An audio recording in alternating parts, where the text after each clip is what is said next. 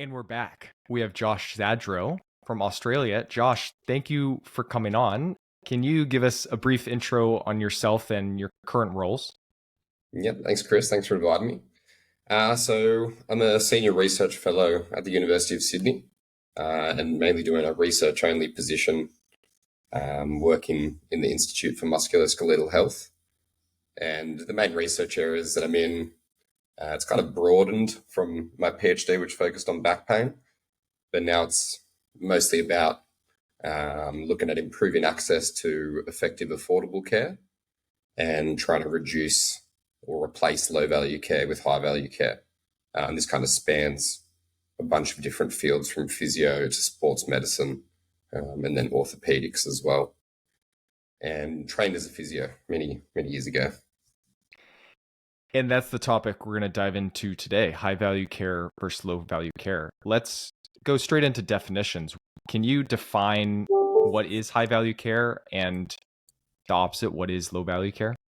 Yeah, for sure. So there's a lot of different definitions out there depending on where you read. But a few years ago, the Lancet published a Right Care series, which did a reasonable definition of that. So high value care was defined then as an intervention that provides benefit, or the probability of benefit exceeds the probability of harm, and the added costs of the intervention are proportional to the added benefit.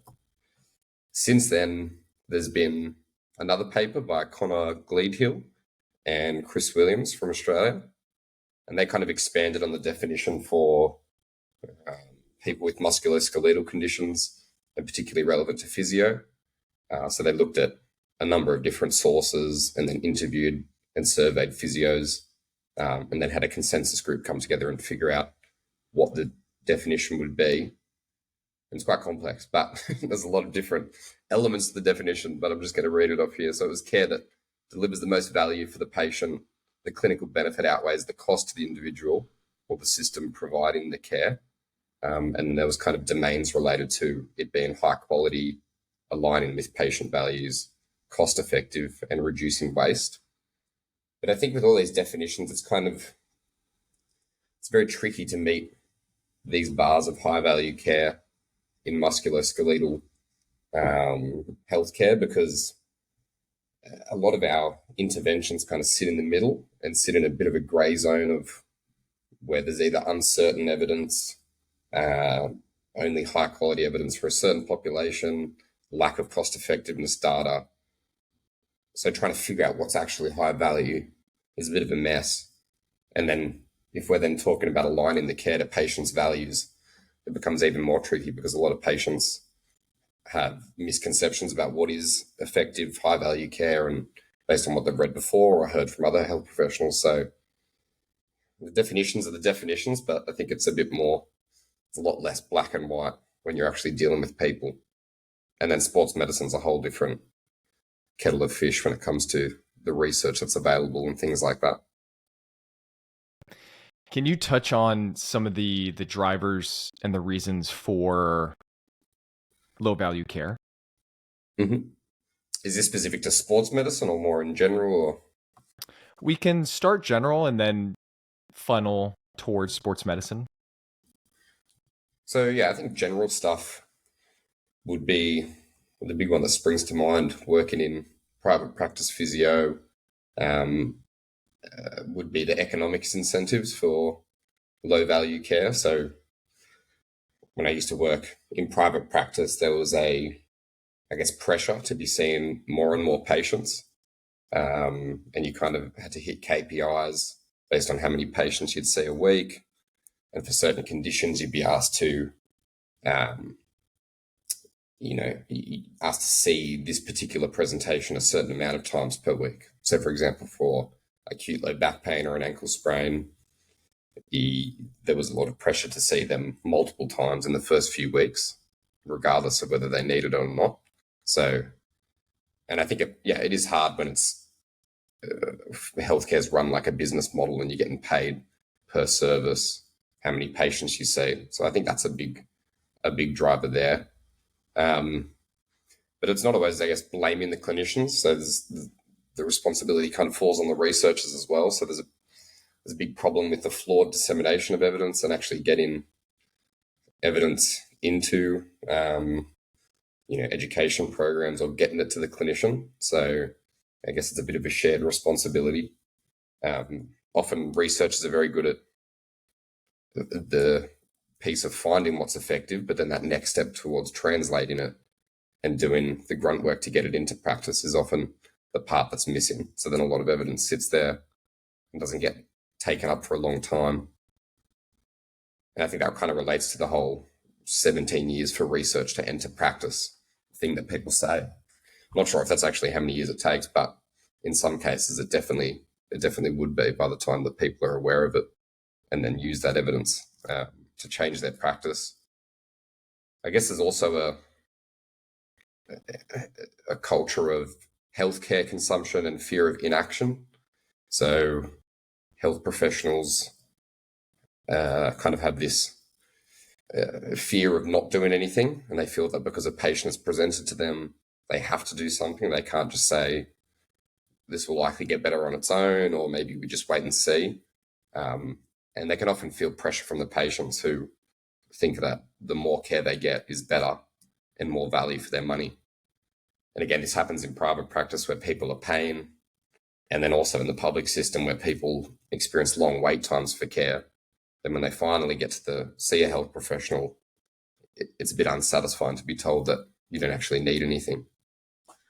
They're kind of the main ones that spring to mind for me. In sports medicine, I guess a lot of those ones are similar, but I think there's a lot more resources in sports medicine. So people kind of deliver care according to how much resources they have. So there is even more of a culture that more is better. There's often new breakthroughs in healthcare that are first tested in the sports field just because they have so much more funding. And there's that belief that more is better, new is better. Breakthrough treatments are the way to go. And I guess also when you're working with a sports team, it'd be very hard to say to an athlete that, this injury is going to get better on its own. You don't need to do anything.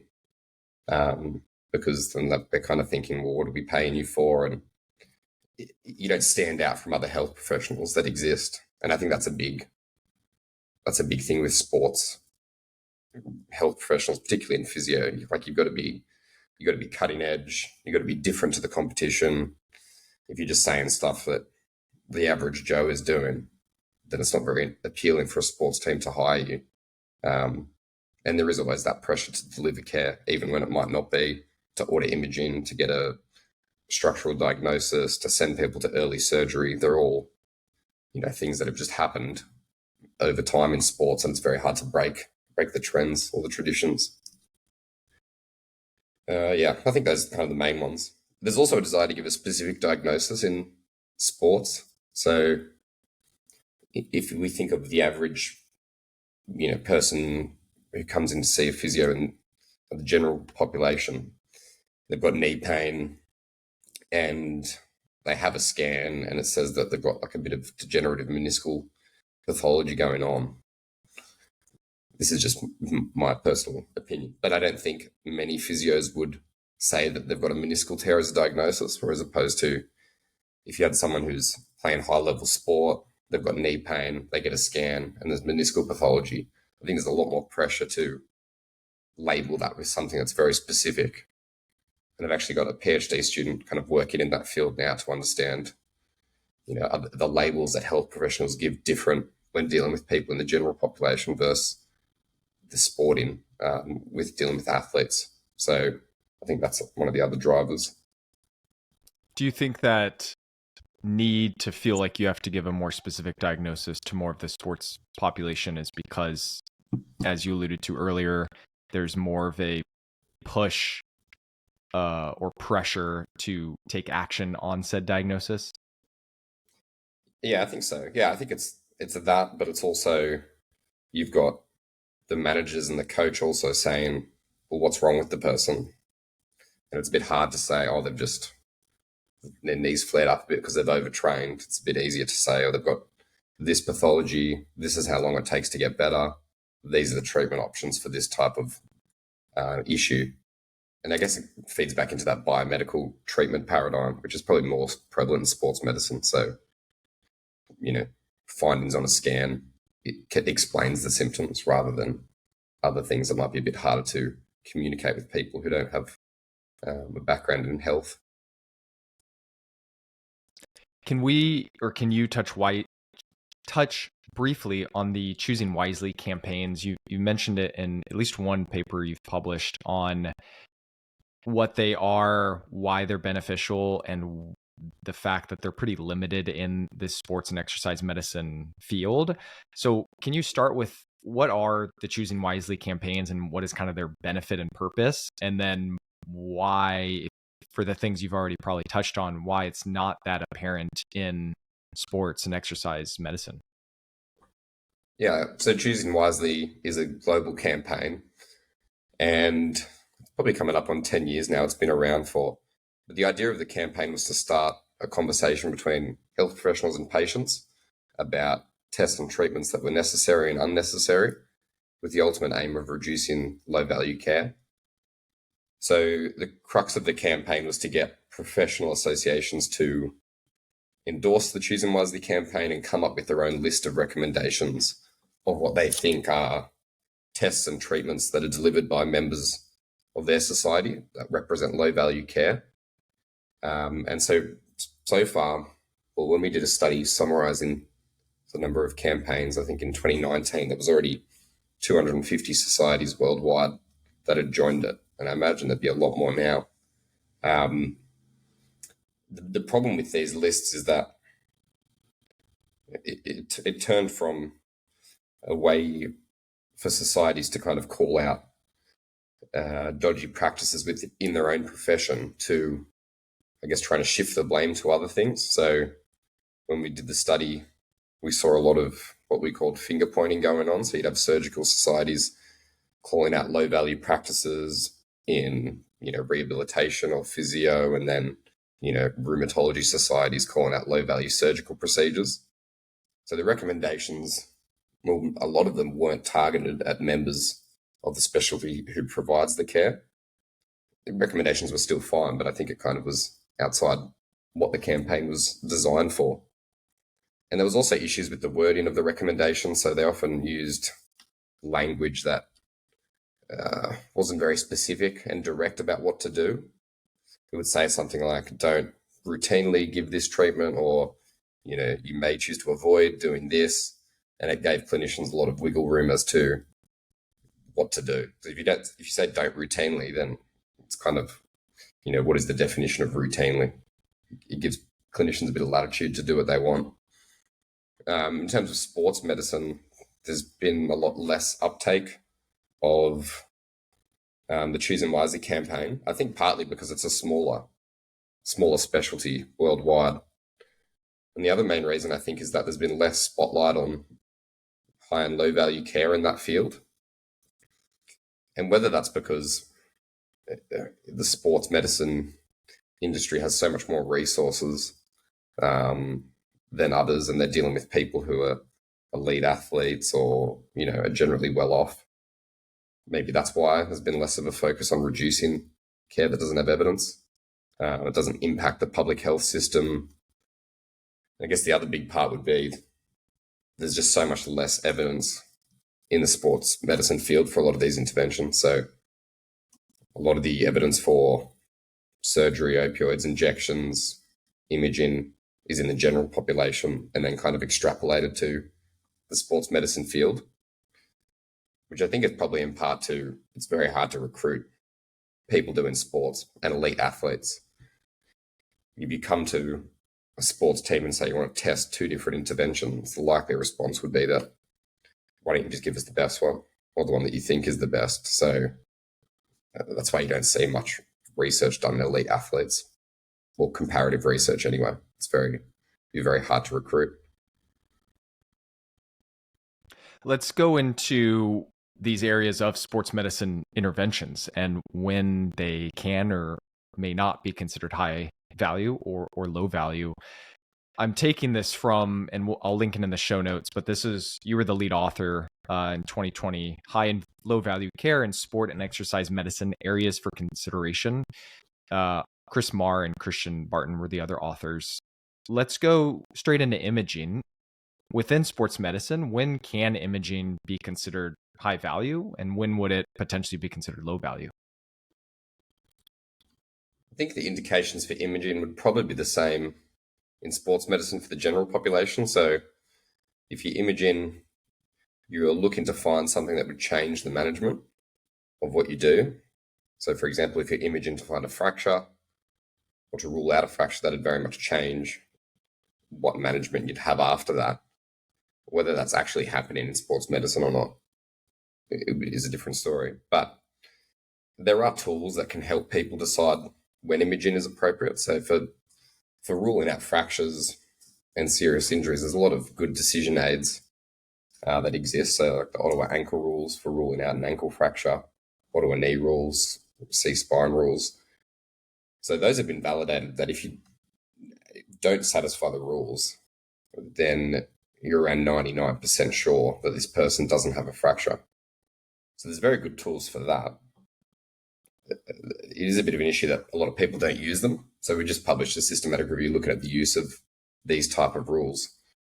And even for something as common as the Ottawa ankle rules that we were all taught, and probably you as well through uni, to use these when trying to rule out whether it's a serious ankle fracture or not, only around half of clinicians working in settings where you would see these patients actually use them. And this includes in things like the emergency department. So, I mean, even when we have good rules that exist, the uptake's still not ideal. For other conditions, it's a bit trickier. And, for something like back pain, the only real reason you'd image is if you're suspecting some sort of serious pathology, or you've got progressive radiculopathy that you think would benefit from early surgery. But I don't think that's what's happening in the field. There's a lot of overuse of imaging in all sectors of musculoskeletal healthcare. And I assume the problems will be worse in sports medicine, where people are pushing to get a diagnosis, even if it doesn't guide management. Going back to the Ottawa ankle rules or the Canadian C-spine, these are kind of the opposites you're describing, or let me know if I'm wrong here. Those rules, they're typically underutilized and there's less imaging when it is appropriate. And then on the opposite, low back pain, there's overutilization of imaging that's inappropriate. Why do you think that for the first portion, those simple rules that most people learn in school, through that systematic review, was it just because people forgot about them? Did you all have understanding as to why they weren't utilized? Like, awareness was a big issue. Maybe we did our studies at places that were quite good and up to date with evidence, but a lot of clinicians said they weren't aware that the rules existed. They thought they were too simplistic. They didn't think they applied to the patients that they were seeing. There was other ones that were related to heavy workload, lack of time to use the rules.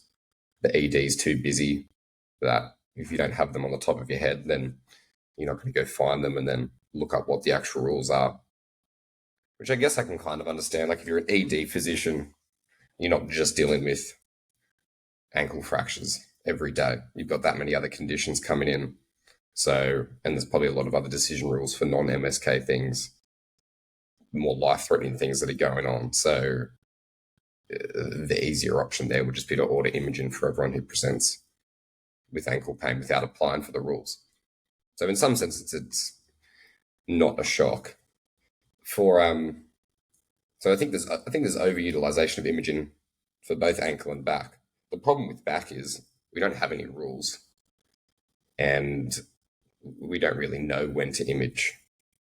There's a lot of research on red flags and the predictive properties of, if someone presents with certain red flags, how likely is it for them to have that serious pathology. But there's a lot of variation, and nothing is no red flag is completely diagnostic of these things. Unlike the decision rules for the ankle and knee and those things, if you score negative on those, you're 99% likely to not have a fracture. But I think we definitely need better tools for back pain and then other conditions as well. Do you think those tools for back pain haven't been created yet because it's just way more complicated of a rule or set of rules to create? Yeah, I think so, because there'd be a lot more, I guess, diagnostic workup that you'd need for some of these other serious pathologies. So it's often that you need to image just to rule out anything going on, and then there's the issues of litigation if you miss something like that, perhaps more serious conditions. So I'm not sure. I think there definitely needs to be more research into looking at if we can develop some sort of decision rule for serious pathologies. But I guess it would be, you'd need one rule per pathology, and whether people are going to use all those rules and be aware of them because of all the different things that could go on, is a different story. Let's transition into opioids. When would they be considered high value, if at all, and low value? So opioids, a lot of the research is done for chronic pain.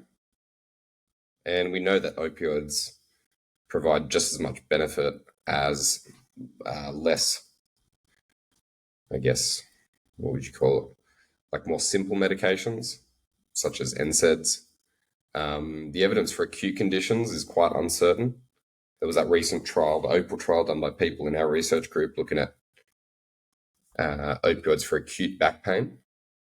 The opioid they tested was a slow release one, which wasn't any better than placebo, but there's still a gap in the research looking at short acting ones that you use for a short period of time. So I think it's very hard to know if people aren't getting adequate pain relief with other medications, then maybe an opioid would be indicated.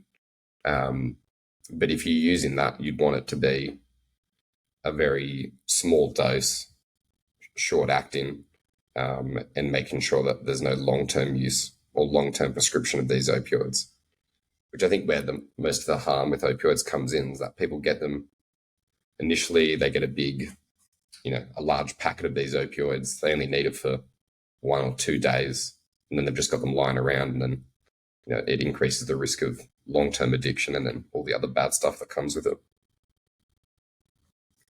Sports medicine, though, we have no idea whether opioids are useful and whether it leads to issues. There are stats from different footballing codes about the percentage of people that are on them. So the use is happening. Whether it works or not, or whether this is causing long-term harm to athletes is something that we don't know. Injection therapies, same question. Injections are tricky because they don't seem to have as much long-term harmful effects as opioids. Like there's no corticosteroid injection crisis in the world as there would be with opioids, but there are some studies that show that the longer-term outcomes are potentially worse, but not for all conditions. So, for example, there's the evidence around the lateral epicondylalgia, tennis elbow, that shows that short-term they provide a benefit, but then at the long term there's worse outcomes. There hasn't been many other conditions that have shown that. So there's been some studies that have shown that it provides slightly worse outcomes to advice and education. For example, gluteal tendinopathy. But that study's interesting. So it compared corticosteroid injection, I think it was one injection, to a 8-week exercise program of 14 education and exercise sessions, and the benefit was only 1 point on a 0 to 10 scale.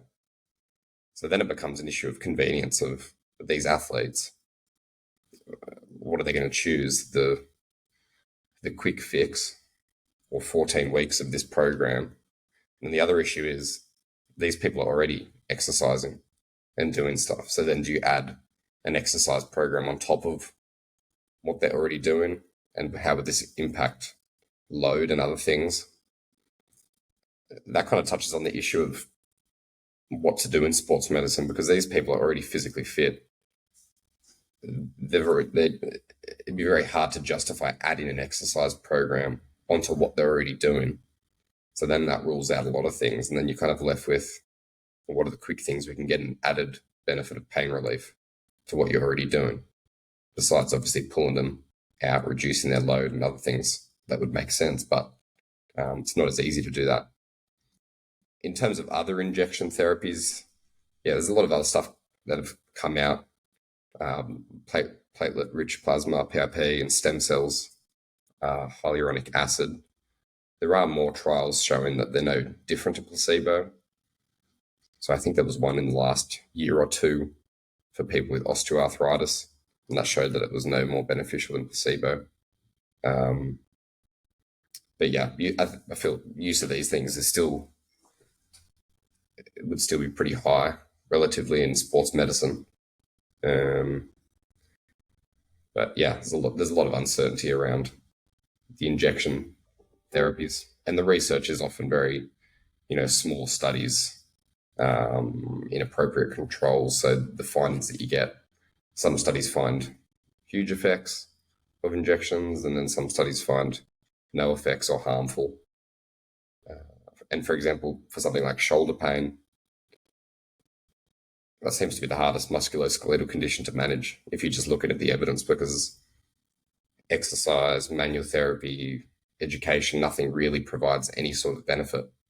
And then injections is the only intervention that seems to provide a short-term benefit. But then there's people saying that, there's long-term harms of this, and you don't want to be always injecting patients. So yeah, it gets quite complex. How about surgeries, particularly for musculoskeletal based conditions? Surgery. I think surgery is the hardest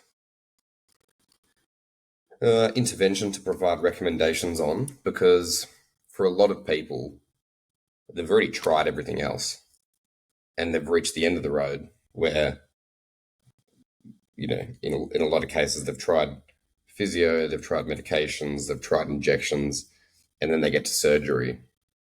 And then there's obviously evidence for multiple surgeries that it's no better than non-operative management or placebo.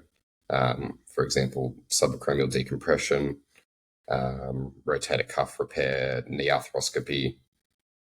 And so then it's a question of, well, what do you do? Do you try something that may work, that may have a potential large placebo effect because of the complexity of the intervention? Or do you just tell patients, you're kind of out of options. You can keep doing your non-surgical approach through that. This is where I think shared decision making is probably the most vital in musculoskeletal healthcare. So deciding between surgery and non-surgical management, because these patients are often, at their wits' end about what to do. So even small benefits or uncertain benefits could be beneficial. Whether it should be funded, though, for everyone to get, that's a different question, and a much more complex thing for health policy to figure out whether these surgeries warrant funding if they have no evidence. But I mean, if someone's willing to pay for the uncertain chance that they may get better from this if they've tried all other options, then I think it is fair enough. There are some surgeries that do have decent effects. But so for example, ACL was a recent trial in the Lancet looking at ACL surgery for chronic instability. So this is people who had tried non-op for a while, still had instability, and then they were randomized to either surgery or non-surgical care. And the surgery group did a reasonable amount better, so 10 points on a 0 to 100 scale, which is pretty good in the ACL field. The other trials that have looked at acute ruptures, surgery, and rehab, the outcomes have been pretty similar. So that's one surgery. The other one is knee replacement, which may be controversial to people, but there's only been one trial to compare knee replacement surgery to non-surgical management, and I think it offers around like a 16-point difference out of 100, which doesn't sound like a lot, but in musculoskeletal healthcare, that's probably considered a large effects. Most of the effects of interventions we deliver are around 4 to 10 points on a 0 to 100 scale. And then I think the other one was disc replacement surgery for sciatica. There was a recent systematic review that looked at that surgery, and it showed small short-term benefits compared to non-operative management. The benefits reduced in the long term, but there was also not many studies that measured long-term outcomes. So it's hard to know whether the effect reduced because the power was reduced from the analyses and we couldn't get a firm answer as to whether it was effective in the long term or not. So those are the three main surgeries. One problem I have with this is just like a personal rant, but in the sport and exercise physio world is that whenever there seems to be a promising surgical intervention or some effect found, there's always seems to be a push for why we should ignore the benefit of surgery because it's either too invasive or, it's not exercise-based management. But I think that thinking is quite dangerous because a lot of the people who could get benefit from these things have already tried non-operative management. So I think we need to be open to surgery showing a benefit, for these people. Otherwise, we're going to be stuck with studies with small effects and not really getting anywhere. But I'm sure many people will disagree with me on that. It's a personal opinion. What about hip replacement? Hip replacement seems to be the best surgery from what people say, anecdotally and observational studies, but there hasn't been a trial. But then people say there hasn't been a trial because they just say it's so effective. You see the patients after surgery, they're walking within a few days. I don't know if there'll ever be a trial on hip replacement just because people think it seems to be beneficial. I believe it would be very beneficial. If I had dodgy hips when I'm older, probably would, go under the knife. Let's dive into physio and physical therapy, rehab. There's a lot of different interventions that physios can provide. Maybe we start with exercise therapy. Is there evidence for any conditions that exercise and activity-based rehab is considered high value and superior to other options? Yeah, I think most of it would be chronic conditions. So, for example, knee osteoarthritis, there's a lot of guidelines that are recommending exercise and weight loss. I think it'd be beneficial there. For chronic low back pain, it was a huge review. It was last year or the year before of like 200 and something studies that showed exercise provides a benefit. All these benefits are very small, but it is a very consistent benefit for some of these conditions. Obviously, rehab exercise is necessary to get back to your either sport or your just general activities. But whether the rehab needs to be supervised for every session and fully guided, I think the research is pretty clear on the exercise is the good part. Whether you do it supervised or you do it through an app at home or you do it through telehealth or something like that, all the outcomes seem to be quite similar. So I don't think we need to provide supervised exercise to everyone. Maybe at the beginning to set them up on a program and then get them going. But then, I don't think every session needs to be supervised. I think we did a systematic review on that exact topic for ACL rehab, and we pulled around 7 trials that compared lots of supervised sessions to a very small amount, and then getting people onto a home exercise program, and the outcomes were very similar there, pretty much identical. And I think that aligns with a lot of the research in the post-operative hip, knee replacement, post-immobilization of a fracture. It all seems to be pointing to the same answer there. I guess one thing to caveat that with would be that the people who sign up to these trials, they're probably already very motivated people. So if you're advertising a study of supervised versus home exercise, you're going to get people who would be happy to be randomized to doing things on their own. And so it kind of creates a bit of a biased sample where the people who enter these trials are already the people that are motivated. So maybe for them, they don't need supervision. So maybe there is more of a role for those people who are maybe a bit more anxious in their rehab, need guidance, need motivation. I think definitely for them, an exercise program that is supervised a bit more closely would be beneficial.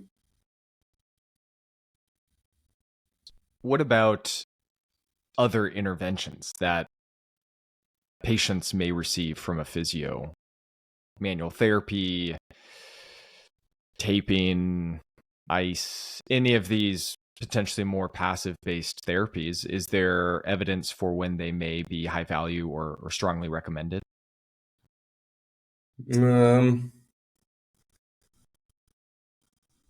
Yeah, it's tricky. I mean, the benefit of things like manual therapy is pretty similar to the effect of exercise when you put them head to head.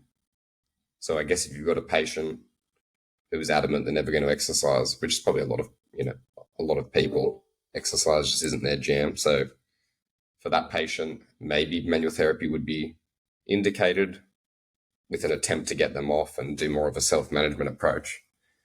But, if you've tried that and they don't want to do that and they're willing to pay and come in for manual therapy, then, why not? Taping has actually quite good evidence for preventing ankle sprains. I guess there's a lot of stuff about like kinesio tape and all that sort of stuff. It's such a low risk, low harm intervention that, if an athlete believes that this tape is holding them together and it helps them perform better and gives them more confidence and stuff like that, I don't see a reason why they shouldn't. But I guess if a health professional is recommending it and saying, this is going to fix your problem, you need this, you need me to tape you up, come into the clinic, so I can do this, I'm the only one that can do it, then that's probably a bit more of an issue. And ice, it's kind of the same as tape. Ice, there's been tons of randomized control trials comparing it to no intervention for pain relief. And there's real no difference between receiving ice and then how quickly you recover, what your pain scores are at certain follow-up times. Some people think that because the inflammation is the usual part of injury healing or tissue healing, that ice is potentially harmful. You don't really see that in studies. Like, it doesn't provide a benefit, but it also doesn't cause a harm.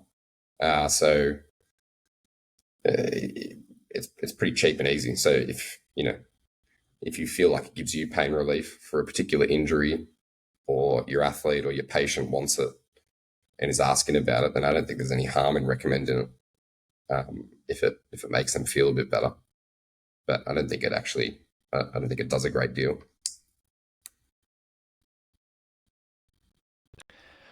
So clinicians or students may be listening to this and potentially feel like this is a real cloudy, doomy, negative situation. What are the positives out of all this? Like, how do students and clinicians figure out not to be so nihilistic if they hear this? And a lot of these things are small effect sizes or they're short-term symptom modifiers. What do you think should be either the takeaway or things to reorient to, as this is the value that I can provide as a physio and musculoskeletal rehab provider. What would your thoughts and suggestions be there as to what is the benefit and the value that we can provide as clinicians? Yeah, I think there's plenty of value. Obviously, we've talked about interventions that are kind of known to be low value, and there's a bit of controversy around them. But like the education, the reassurance that a health professional can provide is invaluable. We have so much more expertise about the management of musculoskeletal conditions than busy GPs who have to, they have the burden of seeing a whole range of conditions. So naturally, they're not going to know as much as people who specifically train in that field. So I think there's a lot of room for education, reassurance, exercise prescription as well. Just because we don't need a supervisor doesn't mean we can't, give advice, and the advice will be beneficial. And setting people up on exercise programs, knowing how to progress them, knowing how to look for signs of poor progress, like flare-ups and things like that. There's also a lot of stuff in the injury prevention space as well. For example, if you're working with athletes, there's plenty of programs, whether it's the FIFA 11 plus or general multi-component strengthening and motor control exercise programs that reduce the risk of different injuries, soft tissue and ligament. So, yeah, there's plenty you can do. Maybe the way I sound is a bit nihilistic, but there's plenty physios can do. And I guess like the whole strength and conditioning piece as well, like that's something that crosses a bunch of different rehab-based professions, which has the injury prevention properties as well. I think the main issue is just over-servicing and giving too much of something, and creating reliance on a patient to a health professional. But I think if we stick to our expertise and putting patients on the right track, then I think we have a huge value. And if we could get more, I guess the problem comes in when there's not enough patients to go around, which seems crazy that there would be. But in areas where there's so many different health professionals in one place and there's not enough patients, then that becomes a problem. But I think that the larger problem is that a lot of the patients would go to the GP first, and then the GP will either manage it or send them on to orthopedics or something else. So if the rehab providers could get first access to all those patients, free up GP's time for things that aren't musculoskeletal, then I think there'd be plenty of patients to go around. And, physios and rehab providers could focus on delivering care to more patients, but delivering more brief, focusing on education and self-management type interventions, with stuff like manual therapy reserved for the patients who are really not keen to do the other stuff. So there is hope. Yeah, as a researcher, are you generally optimistic moving forward? Yeah, generally. Okay, I think that's we good. need to, I think as a profession, we need to be open to other therapies. I think we need to be open to new medications, new injections, new surgeries, and not kind of put that to the side because it's more invasive and other things. I think we need to be open to that. Obviously, these other surgeries and stuff will never be first line care, but and the simple stuff that we do and we do well will always be first line, I think, in the future. But I'm not sure we're going to find bigger effects of exercise and education because there's already been, thousands of trials across multiple conditions. It doesn't mean we don't play a role, but I think our role should be a bit more allocating people to the right care, making sure they try all these options first before then going to the more invasive procedures that have risks. But yeah, I think there's a lot of advances in research going on at the moment, so confident one day maybe musculoskeletal pain will be eradicated. Any other final thoughts or suggestions for the listeners? Um, I guess it's the usual things like trying to keep up to date with the latest evidence, which is hard when you're a busy clinician. I mean, I think things like podcasts or webinars or short courses are quite good ways to get information quickly. Obviously, you've got to be a bit approach these things with a bit of skepticism about don't always believe what you hear from people and experts, including myself. But yeah, keeping up to date and also being comfortable with changing the way that you practice over time. And it kind of even for myself, I don't know, years and years ago, I was probably a bit more dogmatic about the this is low value, this is high value kind of stuff. But I think now my mind has kind of shifted to a bit more. It's very complex and it depends on a lot of different factors and where patients are in the journey. So yeah, being open to change and admitting that previous view is perhaps wrong or previous ways of practicing could be improved would be my two takeaways. I love it. We'll call it there, Josh. I will link a lot of your papers and resources that we mentioned in today's episode. Thanks again. Thanks, Chris.